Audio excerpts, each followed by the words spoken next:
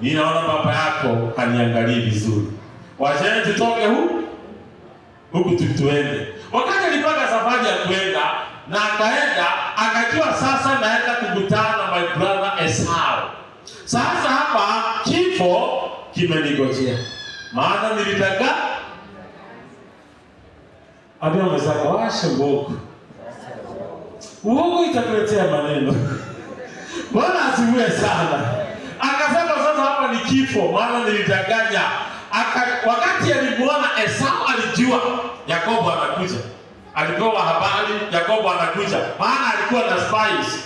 Esau, imagine, yule mtu aliashwa bila baraka, alikuwa ametajirika, akaajiri watu 400 workers. 400. Mtu ambaye ameajiri watu 400 ni mtu mshashi. Osho mmoja tumoto. Alikuwa ametajirika bila baraka ya baba, bila baraka ya mama. Mzee alitajirika, hata wewe utatajirika. Bila baraka hata ya wazazi, bila baraka ya watu wenu, bila kusaidiwa na rais wa nchi, bila kusaidiwa na mbunge, hata bila kusaidiwa mtoto wako shule. Haleluya. Unajua hiyo shuhuda inaniinua sana. Bila kusaidiwa na MP, mtoto wako shule.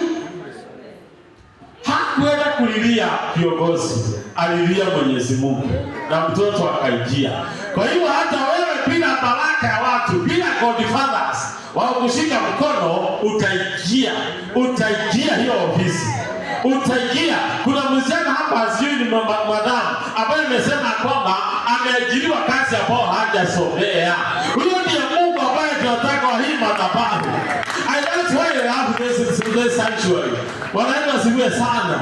Maana mama ameajiriwa kazi ya hoteli na hajasomea. Abia mwenzako, hata mimi nitaingia huko. Hata wewe utaingia. Hata wewe utapenya. Brother, utaingia huko.